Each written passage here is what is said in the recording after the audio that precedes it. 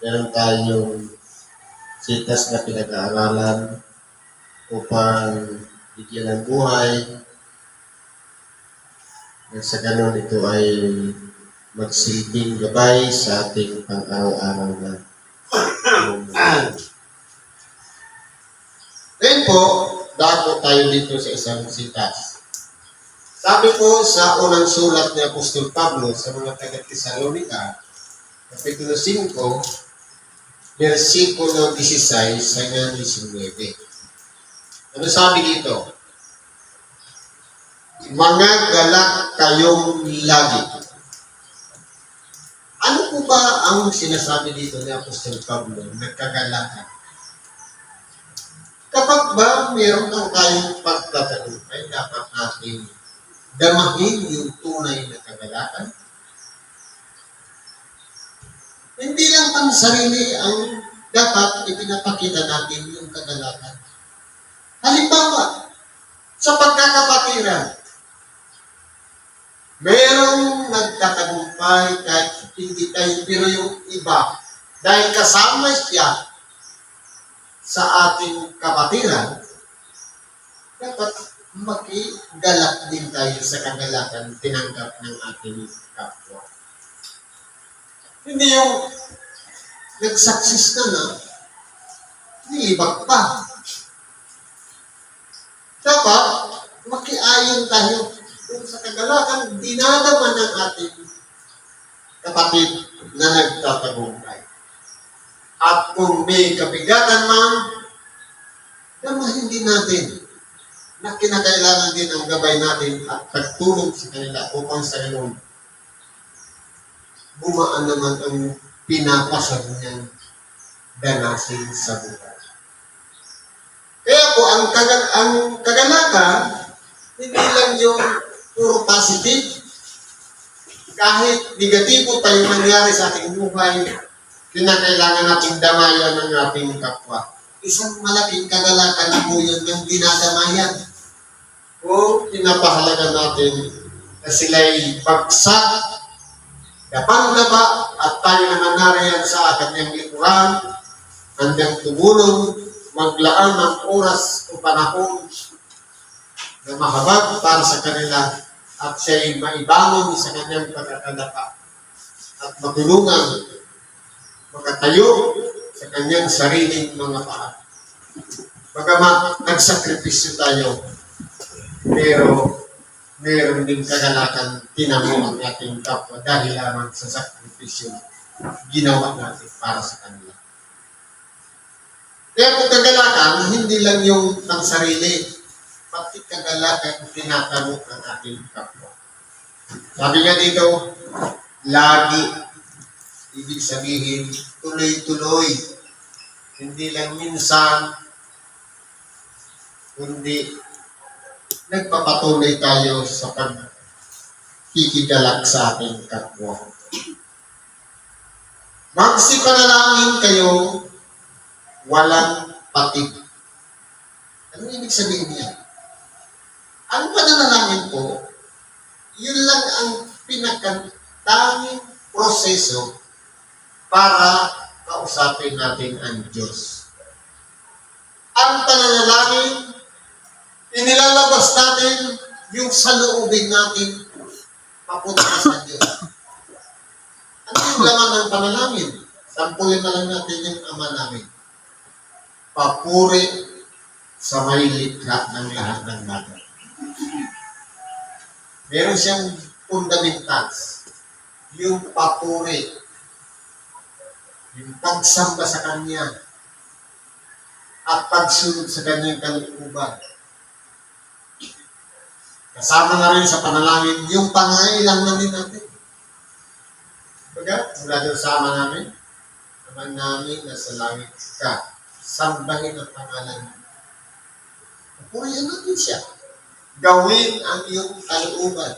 Kung ano sa langit, nang walang matigas ang ulo ng mga anghel doon, o si Rapinis, magkukilbing mo, ano ba mandilig ka na nasa langit, kahit mga arkangelis o mga anghel, dapat dito sa lupa, ganun din. Will implement din yung tunay na pagsunod sa kanyang kalooban. Kasi, yun po yung isang pamamaraan na makikita tayong hanggang sumunod sa kalooban ni Kristo. Ano pa? Sa pananalangin, yan naman natin hinihiling yung kailangan natin. Personal, pagkain material, pagkain spiritual. Hindi lang po yung pagkain nilalapag sa mesa, ang hinihingi natin na ibigay po sa amin ang aming kakanin sa araw-araw. Kundi pati yung pagkain spiritual. Araw-araw, kailangan natin makinig ng salita ng Diyos. Bigay mo sa amin ang araw, sa amin ang aming kakanin sa ipatawad mo ang aming mga utang. Tunay nga po na tayong lahat ay makasalanan. Paano natin maiuugnay ang ating sarili? Kahit nagmatuwid tayo, kahit iningatan natin ang ating buhay na hindi tayo nagkasala, magiging walang saysay ang pagbuhos ng dugo ni Kristo sa krus kung hindi natin iuugnay ang ating sarili sa pagpapatawad na ipinagkaloob niya sa pamamagitan ng kanyang dugo. Kaya kung may halaga ang dugo ni Kristo sa ating buhay at tinatanggap natin siyang Panginoon at tagapagligtas, isa lang ang susunod. Tanggapin natin na tayo ay makasalanan para mayroon tayong kaugnayan sa dugo ni Kristo. Sa magkatuwid, aakuin lang natin na tayo walang kasalanan. Kasi po, ang pagtanggap, pag-amin, isa po yung kapakumbaba ang bagay na ginawa natin. Mabuti po yung hindi tayo patatawarin, hindi tayo handang tumanggap ng pagkakamali. Kasama rin yan sa panalangin. Huwag mo kaming ihatid sa tukso, kundi ilayo sama-sama. Ito po. Gusto natin iagya tayo sa lahat ng masama. Huwag tayong humarap sa napakabigat ng mga pagsubok. Pero, minsan, sarili po natin ang nagdadala rin sa atin para makapasok sa pagsubok at tukso. Dahil sinasang-ayunan natin yung pita ng laman. Kaya napapahamak po tayo. Diyan po, dapat hindi lang ngayon na may pangangailangan tayo gagawa ng panalangin. Kundi dapat tuloy-tuloy. Tayo man ay bago gising, bago kumain, naglalakad, nakahiga, nakaupo, nakatayo, kahit lumilipad pa. Pasakay ka sa aeroplano kasi walang kasiguraduhan na lumilipad pala sa nakaangat sa langit. Mas mundo, mga nalangin din tayo. Ibig sabihin, dapat yung connection natin sa ating dakilang Panginoon tuloy-tuloy, walang patig. Kasi yung panalangin, yun yung connection natin sa Kanya. Ibig sabihin niya, nagpapatunay lang na hindi tayo mabubuhay dito sa ibabaw ng sanlibutan kung wala pong prayers, walang panalangin. Ibig sabihin, nakasandal tayo sa Diyos habang tayo nabubuhay dito sa ibabaw ng sanlibutan. Sabi po dito, sa lahat ng mga bagay ay magpasalamat kayo sapagkat ito ang kalooban ng Diyos kay Kristo tungkol sa inyo. Ano po ang dapat nating pagpasalamatan? Tayo man po ay dumaranas ng kasaganaan, unang kahapisan na. Ipagpasalamat natin yun sa Diyos. Tayo man ay tumanggap ng biyaya o nawalan ng biyaya, ipagpasalamat natin yun sa Diyos. Tayo man ay naging malusog o nagkaroon ng karamdaman, ipagpasalamat natin yun sa Diyos. Bakit po? malusog tayo dahil iningatan tayo ng Diyos. Salamat sa Kanya. Binigyan tayo ng karamdaman dahil alam niya na nagkasala tayo. Sabi nga, iniibig ng Diyos ang Kanyang itinuturing na anak, kaya dumaranas ng pagpapalo o hampas. Sa makatuwid, kung meron tayong karamdaman, simple lang ang solusyon dyan. Meron tayong nalabag sa kalooban ng Diyos. Na gusto niya, ituwid tayo at bubuksan ang ating kaisipan, meron pala tayong babaguhin sa ating buhay. Pag sinabing sa lahat ng bagay, magpasalamat tayo. Whether positive man yan or negative, pagtatagumpay man yan o pagsubok, mabuting bagay man yan o masama, lahat ipagpasalamat. Kasi pag sinabing lahat, walang exempted.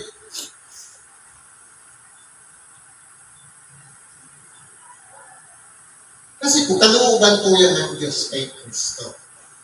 Makatuwid, palagi natin iisipin, talim natin sa ating isip, meron tayong utang na loob kay Kristo.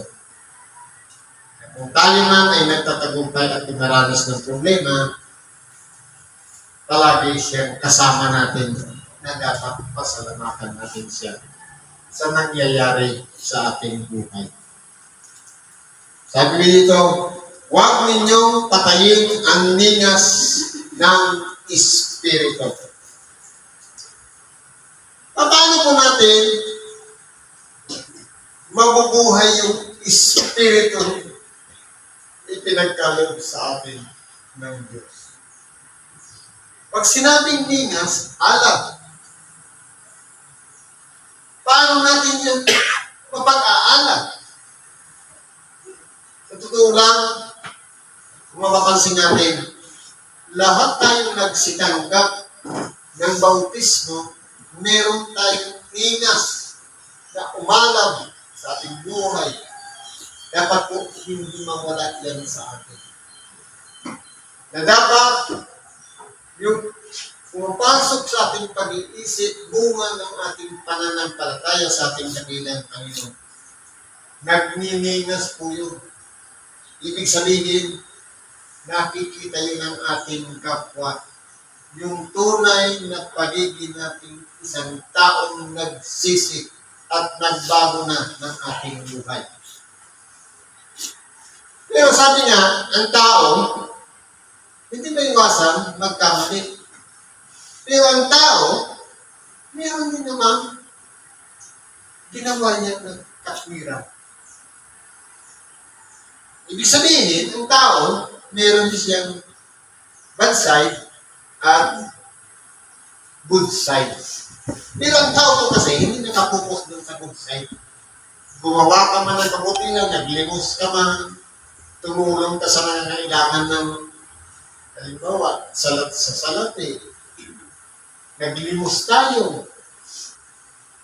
Pero ang tao nakabantay, hindi doon sa mabubuting ginawa, kundi doon sa naging defects o yung tinatawag na pagkakamaling ginawa ng kapwa. Kasi doon balik sa ating pag-iisip. Yung example namin sa multiplication.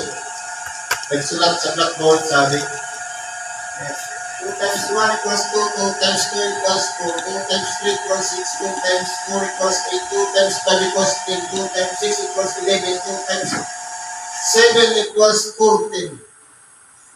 Alin ang nakita? Yung lahat ba ng mali o yung lahat ba ng tama na sinabi o isang mali? Na 2 times 6 equals 11. Ganun po kaliksi ang utak natin. Kasi, nakadesign yung utak natin sa pagiging perfectionist.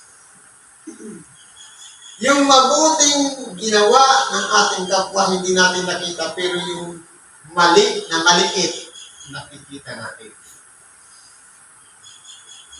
Dapat po hindi gano'n. Ang pinangungunahan ng Espiritu Santo, dapat dinadamayan yung isang taong nangangailangan din ng Espiritu Santo. Kung tayo man po ay ginagabayan at pinangungunahan ng kanyang kapangyarihan, dapat po nakikita niya ng ating kapwa yung bunga ng Espiritu Santong taglay natin. Na dapat yung mga aral ni Kristo na tinuro niya, yung paglimos, pagpaparaya, yung pag-ibig sa kapwa, pananalangin, paghatol, at kung ano na itinuro ng ating dakilang Panginoon, dapat ipinapamuhay natin yan. Kasi po, lahat ng aral ni Kristo, kung ano yung itinuro ni Kristo, doon kukuha yung Espiritu Santo sa mga turo ni Kristo na ipamumuhay ng bawat isa sa atin. Kaya, kinakailangan natin papagningasin yan na dapat hindi maputol. Kapag sinabi kasi patayin, pagpatay, and wala nang karugtong. Dapat papagningasin natin yan tuloy-tuloy na sumasagana at naibabahagi natin sa ating kapwa. Ang liwanag na yan na kailangan din ng mga taong nasa kadiliman ang pag-iisip. Isinishare po yan. Hindi yung dahil meron na tayong Espiritu Santo, ang sarili na lang wala tayong pakialam sa kapwa. Meron po tayong pakialam sa kapwa. Hindi yung masasamang ginawa niya ang pakialam na natin. Hindi yung kulang na kailangan nila, ibahagi natin sa kanila yung tanglaw na yan, yung ningas na yan, yung liwanag na yan. Nang sa ganon, sila po ay maibsan ang kabigatan na kanilang dala-dala. Ganyan po dapat ang ikinabubuhay natin dito sa ibabaw ng sanlibutan. Importante po sa atin na tulungan ang dapat na tulungan, gabayan ang dapat na gabayan. At kalooban natin ng habag ang dapat kahabagan. At sa mga nadirinlan, liwanag naman ang ibigay natin. Dapat tuloy-tuloy ko yan. Hindi yung seasonal. Hindi yung putol-putol. Kundi dire-diretso. Sapagkat lahat ng ginawa natin kabutihan sa ating kapwa, dahil tayo may tatak na ng Espiritu Santo, may connection na tayo sa Diyos. On the record naman po yun. Tatanggap tayo ng katimpala sa pagbabalik o pagkabuhay na mag-ulit ng mga ganap. Kaya kung tayo man po, kahit maliit lang yung bagay, at naramdaman ng ating kapwa, na mahalaga sila para sa atin, hindi po yan mawawala. Kasi sabi nga, kahit buhok sa aking ulo, bilang lahat. Kung tayo na may nalagas na buhok, hindi natin alam kung ilan. Kung ilan yung nadagdag na tumubo, pero sa Diyos bilang na ilang ulo. Ibig sabihin, kahit maliit lang yung bagay, basta ginawa natin kabutihan sa kapwa, alam po yan ng Diyos. Kaya, habang tayo nabubuhay pa dito sa ibabaw ng sanlibutan, gawin natin kung ano yung nararapat. Sabi nga, sa nakakaalam ng paggawa ng mabuti, at ito'y hindi ginagawa, ito'y kasalanan sa kanya. Kaya, anumang bagay na naiisip natin, programa, ito'y maganda. Makapag-susulong, makapag-lalago, makapag-darami natin. Kung mayroong ideyang pumasok sa ating pag-iisip, alam natin mabuti, gawin po natin. Upang hindi po tayo magkamali o magkasala. Saan po tayo magkakasala? Sa sarili natin. Binigyan na tayo ng ideya para sa solusyon, hindi pa natin ginawa. Kasalanan po yan natin. Kaya kung halimbawa, pumasok sa ating isip, dalawin ko nga si Brad, dalawin ko si Sis. Tulungan ko si Sis. Pag yan ay pumasok na sa isip natin, gawin po kasi. Wala pong mawawala. Hindi po mawawala. Kahit maliit na bagay na ginawa natin, alam po yan ng Diyos. May gantimpala din tayong tatanggapin sa Kanya. Kaya habang tayo ay pinangunahan pa ng Espiritu Santo at nagniningas pa yan, patuloy pang dapat na madama ng ating kapwa ang ningas na yan, na mahalaga pala sila para sa atin. Nakuha natin sila, hindi naman araw-araw, kung makita natin sila at magkasanggong tayo. Pagkakataon na yun, hindi natin yung opportunity na yun na makausap natin si Diyos na po ang may gawa noon. Daman, kung wala tayong move na ginawa, hindi tayo gumawa ng action, magiging useless po. Pinagtagpo ka sana. Sabi nga, pinagtagpo, pero di itinadhana. Dahil yung galit, nandun pa rin. Yung inis, yung puot, nandun pa rin. Dapat recovered na yun dahil nabubuhay na tayo sa kalooban ng Diyos. Kaya ang Espiritu Santong taglay natin dapat yun ang manaig. Hindi yung ating isip o puso. Ang isip kasi may kataasan. Ang puso naman madamdamin. I-combine natin para nasa gitna lang siya. Mahabagin siya at magpapaalala ka hanggang tumulong sa kapwa. Kaya i-combine natin yung function ng utak at ng puso dahil kapag ang umiran ang isip kasama yung puso, pinag-iisipan ko yung lahat ng sasabihin sa kapwa na pag-aaralan at minsan po naiiwasan natin ng kamali. Bakit po? Kasi yung Espiritu Santo ibinigay sa atin, yun ang nag-uudyok upang gumawa tayo ng kabutihan sa atin. Yun po yung importante. Kaya po, hindi lang tayo tagapakinig, hindi lang tayo ordinary member. Bawat isa sa ating may function. Kinakailangan, meron tayong gagawing move para sa ating kapwa na makapagdudulot naman. Mapunuan, yung pangangailangan nila, kung sila man ay lubat, kumaligtas natin sila sa pamamagitan ng pagkakausap para sa kanila. Kaya po, hindi ibig sabihin, kaya naman ako magagawa hindi naman ako pangulo, hindi naman ako medium, hindi naman ako evangelist, hindi magagawa po tayo. Hanggat mayroong Espiritu Santo gumagabay sa atin, marami po tayo magagawa. Ibig sabihin, huwag lang natin iasa sa leader. Huwag natin iasa sa may tungkulin. Lahat tayo may tungkulin sa ating kapwa at kinakailangan nararamdaman yun ng ating kapwa. Halimbawa, pero tayong kapatiran hindi na natin nakikita dito. Nagkasalubong tayo din sa sentro.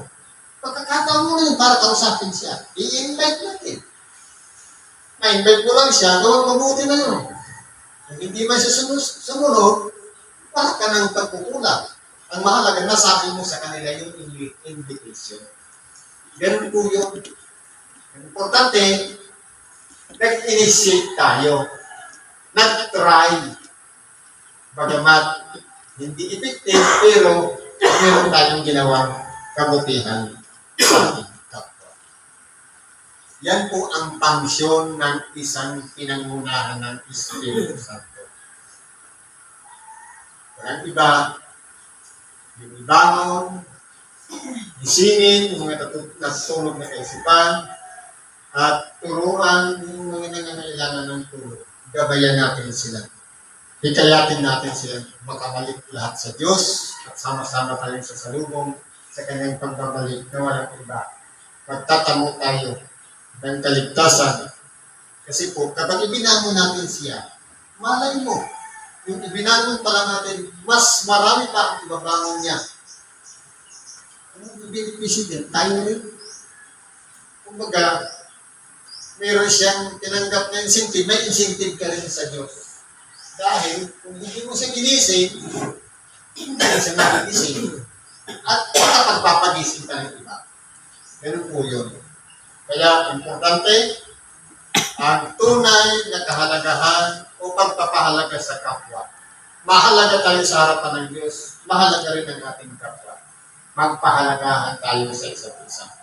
Yun ang importanteng gawin natin na tunay na mensahe o kahulugan ng paglilingkod sa kapwa.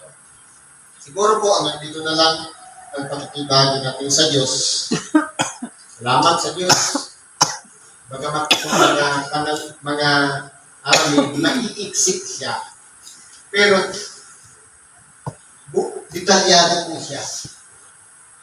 Kasi po, kapag ang Espiritu Santo ang nangunguna, maliit yan.